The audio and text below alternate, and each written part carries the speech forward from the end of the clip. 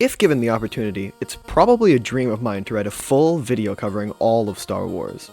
Yeah, like, all of it. I haven't ever really said I'm going to do that just because I feel like once I start thinking about it too much, I'll be making the script until I'm 50, but I've been thinking about it lightly for years. And every time that a new Star Wars show or movie comes out, I always end up having some pretty strong opinions about it, regardless of how much I really even care. This whole Star Wars thing started for me a long time ago, as long ago as like 2010 with the airing of the Star Wars The Clone Wars show.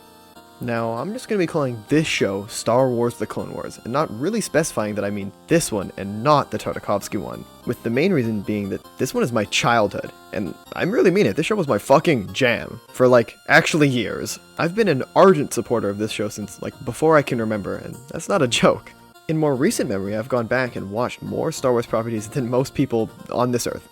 Yeah, like this one included, and yet nothing has really ever hit me as hard as the Clone Wars series both has and continues to do. Now, maybe it's nostalgia speaking every time I open my mouth, but I have seriously recommended Clone Wars to more people than I'd like to admit with the single line of just, like, trust me bro, it's actually the best Star Wars thing ever. I don't have that level of dedication to really any other thing, let it be game, movie, or show. And when I tell you that I was heartbroken when it was prematurely cancelled, I really do mean it. I'm gonna go on a bit of like a personal tangent rant here, but I promise, this is all leading up to me talking about how Tales of the Jedi is probably the best thing to come out of Star Wars in 8 or so years. So, when I was a kid, I watched a lot of Star Wars, but it was mostly in solitude. I watched it before school, in my parents' room, and did so without ever really asking other kids about what a Star War really even was. I just enjoyed it with my mom and dad. Quite a few years after I'd watched a bunch of the episodes as they aired, I ended up watching most of the movies that were out at the time. By this time, I was pretty huge into Star Wars, and I distinctly remember one conversation I had when talking to my mom. We were talking about Star Wars like always, yeah, because I'm a nerd, and we started talking about Ahsoka. She asked me, whatever happened to Ahsoka? Like, where did she end up where was she when Palpatine killed out the Jedi? I remember thinking of this question and realizing I really didn't know. As I got older, I stopped watching the Clone Wars in her room and moved on to watching things, like YouTube or whatever in my room. Ultimately, I realized I had no idea, and I said as much to her. I said, yeah, I don't know, maybe when it got cancelled they never ended up getting to finish her story? That was my answer, but this conversation stuck with me for a few years. At this point, I really didn't remember much about the Clone Wars show, and it was this conversation that I had that pushed me towards the decision to re-watch the show. I saw that it was on Netflix and thought that there was no better time, so starting at the first episode, I watched the entire series, episode 1 to 121, and was enamored. I felt like a little kid again, and I remembered a shockingly large amount of the show. That is, until I hit about season 5. I don't think I'd seen a single episode of season 5, I must have just missed it, but nearly every episode I watched hit harder than the last. As I watched the show, it just kept on getting better, with season 4 being better than 3, being better than 2, which was better than 1, and season 5 was no different. The ending of Ahsoka's story, dare I admit, might have brought me close to tears, and the fact that there was an entire other season released for Netflix only was mind-boggling to me. This reminded me that Star Wars The Clone Wars may well be my favorite TV show ever made, and it still is, with it getting even better 6 years later at the addition of Season 7, and just now, they made more of it and they didn't even tell anyone!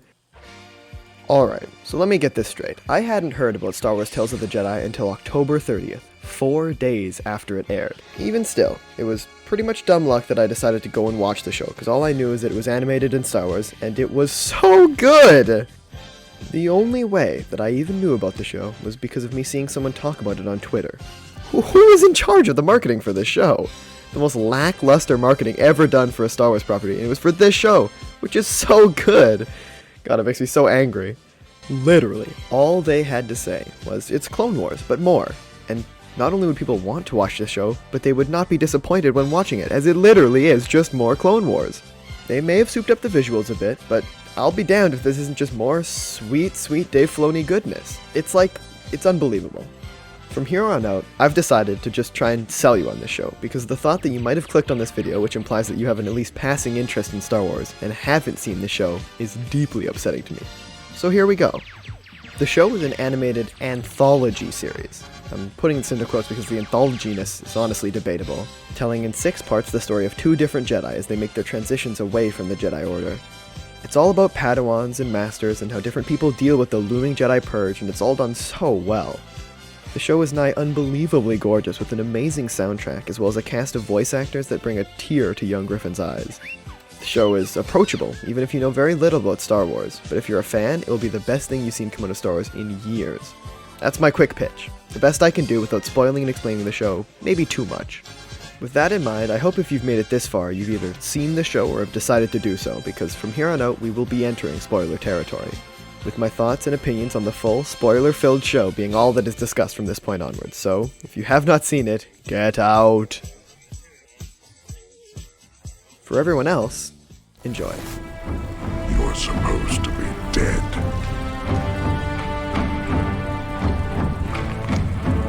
So, I've obviously praised this show a lot already, with some pretty bold claims. So let me try and substantiate this spew that I'm spewing out of my spewy mouth by walking through the show and praising it all along the way, as I think that's the best way to illustrate how consistently amazing the show really is. The show starts with two things: a frankly beautiful shot of the stars, and a baby crying. I've got a fair bit to say about both, with the visuals of the show being the first thing. Namely, that this show looks so good. So much so that I don't even know if I believe it.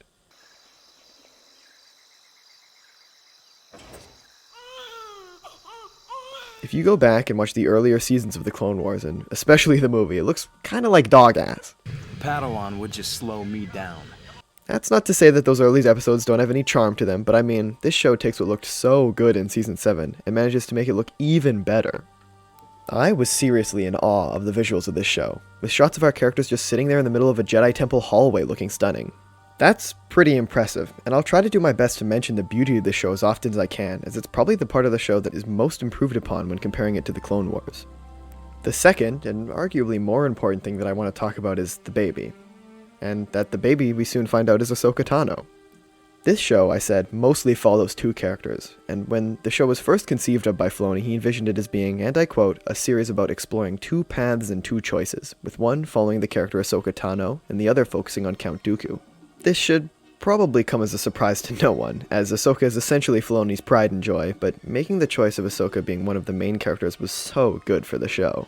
The way that the show seamlessly shows us three separate time frames for each of our two main characters, and shows us both their growth as well as how it relates to the fall of the Republic, is so enthralling to watch. The show's focus on this succession of masters and Padawans is so interesting and grabbing, and it begins and ends with Ahsoka.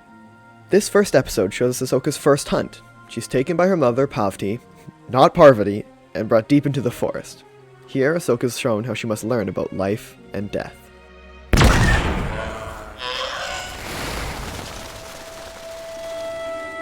The lesson here lies in the fact that death is what makes life important, that you must learn to fear death in order to respect life, and how all that is connected through the Force. That's quite the concept to take on for a show like this, with it only having 16 odd minutes to do so, and yet still, this episode is such a badass and spiritual way to show us that Ahsoka is such a goddamn cool character. The scenes of her and the Beast in the forest are emotionally and visually stunning, and the way that the music swells as she returns home is so sick. Wait!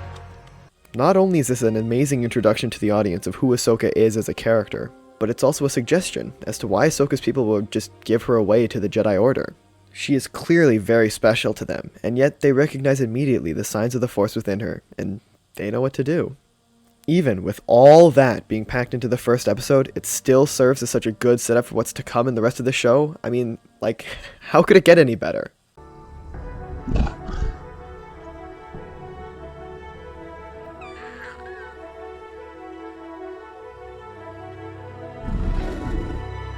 Would you believe me if I told you it gets better? It gets better. The show still gets much, much better.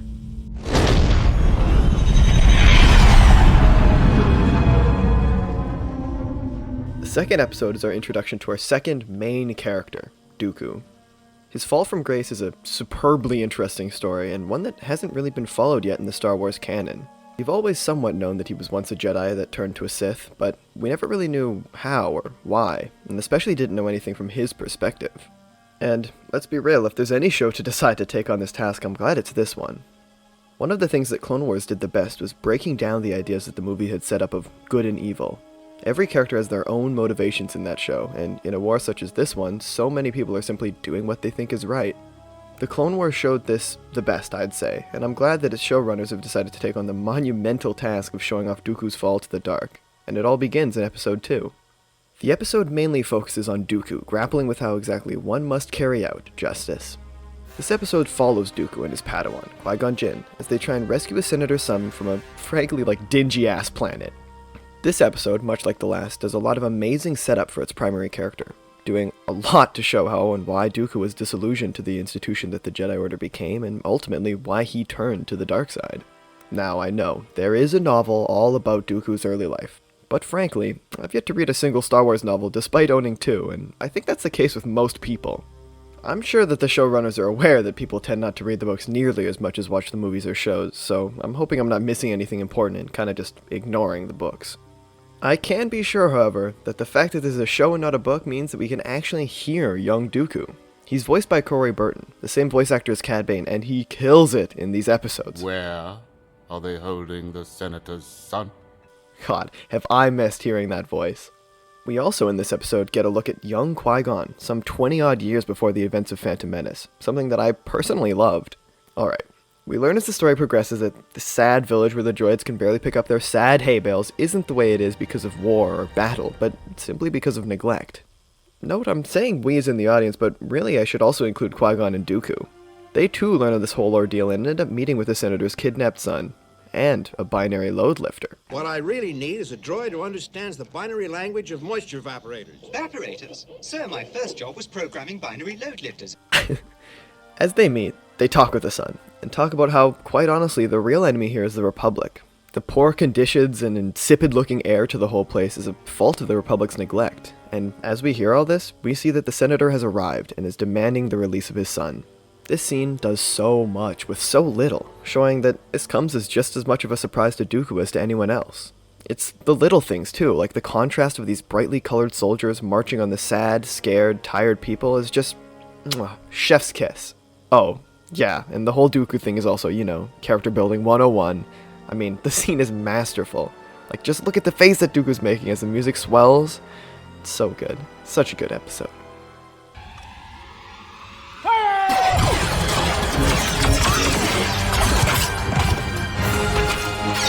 Now, not only is it good, but that second episode sets up perfectly how, down the line, that distrust that Dooku has with the Republic, with the Jedi, it's passed down.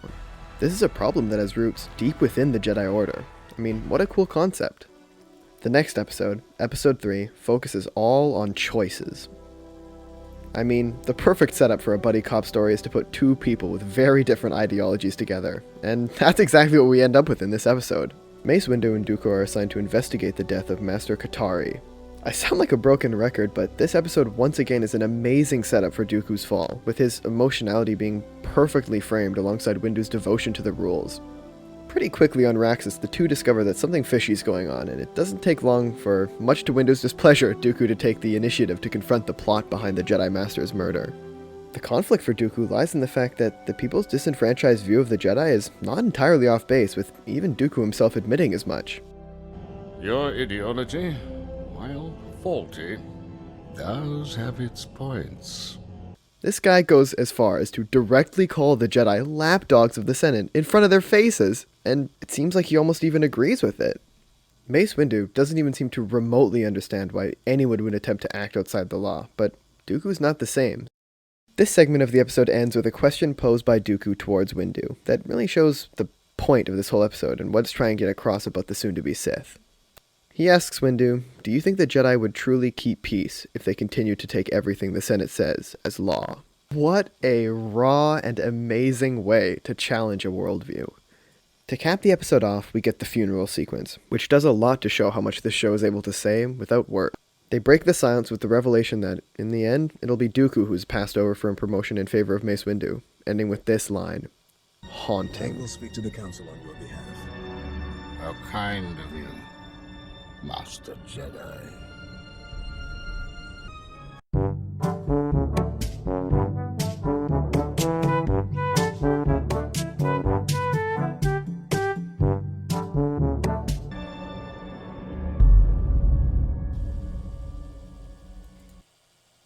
All this setup for Dooku's character comes to a climax in episode 4, where we really see the end of Dooku as a Jedi, and his beginnings as a Sith Lord. The episode starts off by tying off some loose ends, namely how there was no archive of Kamino when Obi-Wan went looking. This is the kind of thing that you just don't do unless you really are enchanted with the source material.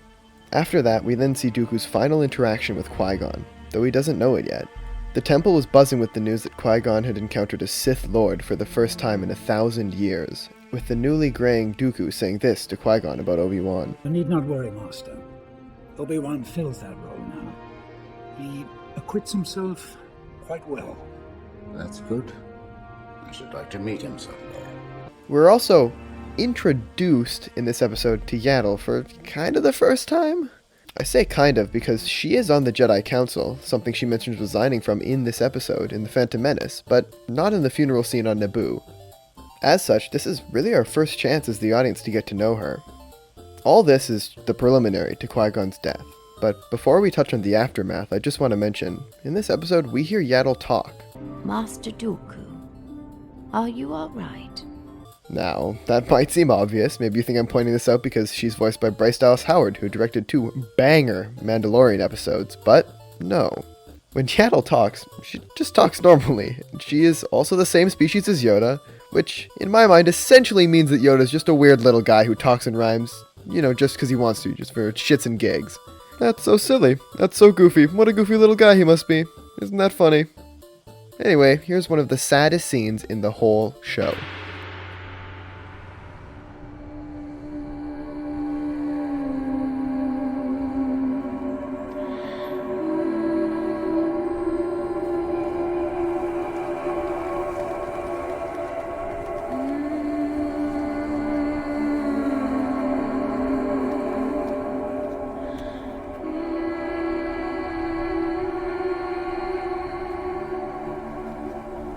I used to bring Qui-Gon here as a boy.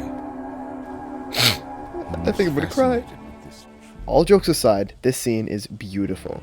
It feels so somber in all the right ways, and the dialogue is so cool, and it looks so good. And I'm saying all that, and yet still, it seems to get better. Honestly, if I was Yaddle, I'd be worried as well, so I won't say anything about following Dooku into the spooky building. What I will say is that the music in this scene, haunting. And, I mean, if you thought that the conflict on Dooku's face was harrowing back in episode 2, are you in for a shock?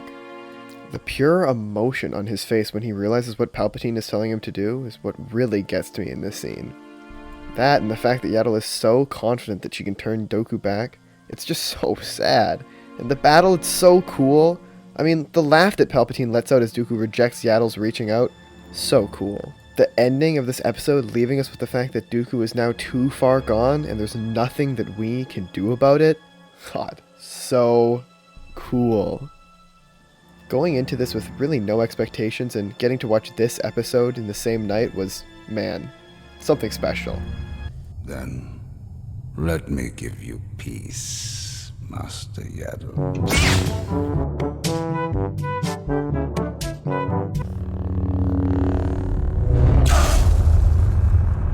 It's pretty grueling to try and top an episode like the one we just had, with scenes like the one on top of the Jedi Temple with the tree or the duel, but one key directly to my heart is Ahsoka. Episode 5 begins with us finding Anakin Skywalker, bolting his way through the halls to get to Ahsoka's latest training session. As he steps into the room where Ahsoka's test is going down, we see a lot of Jedi, people like Mace Windu, Plo Koon, Yoda, but most importantly Obi-Wan. Seeing him and Anakin together again is always a joy, and added a lot to this scene. In it, Obi-Wan makes a sly comment about Anakin's predictable lateness, and we see this beautiful shot of her training in between the two Jedi.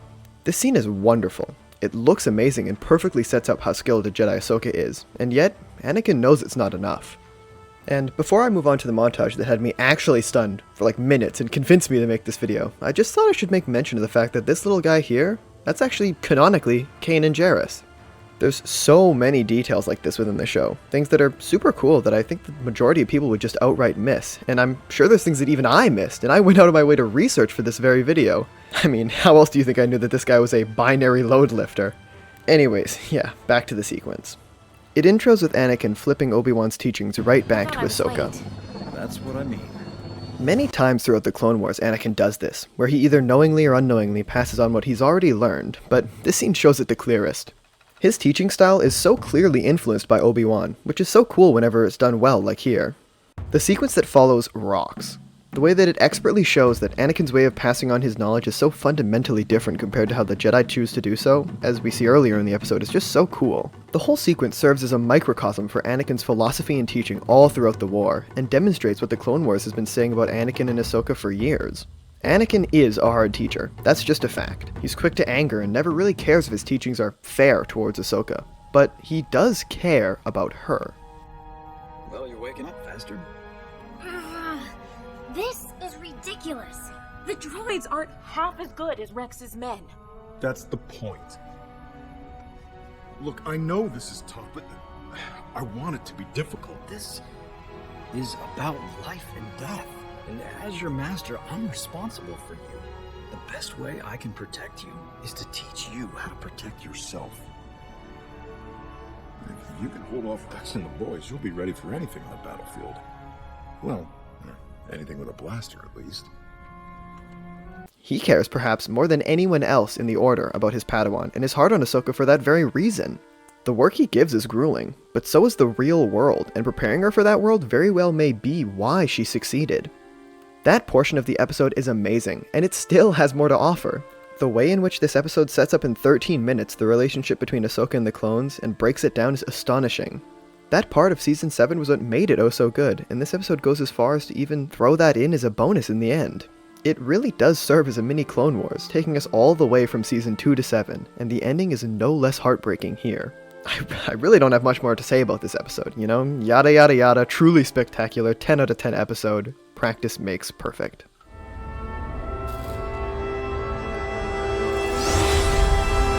Hold your fire! Hang on, we have Tano in the commander. Send all remaining troops to my position. Now, as far as I'm concerned, this 6th and final episode is just the cherry on top of an amazing series. I seriously love the way it bridges the gap between Ahsoka at the end of Season 7 and Rebels, and seeing Padme's funeral in the Clone Wars style, I liked it, I really did.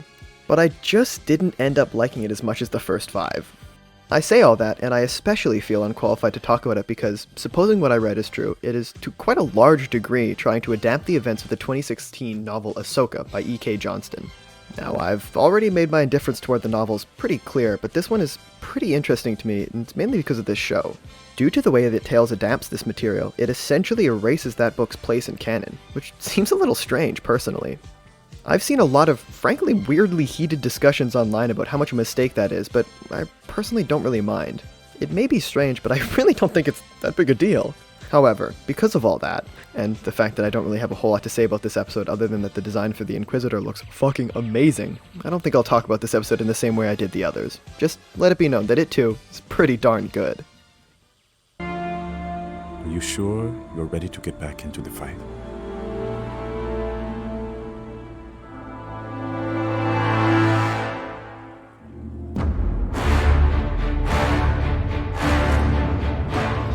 All in all, I think this series is a must-watch, and after all of that video essaying I just did, I hope you can see why too.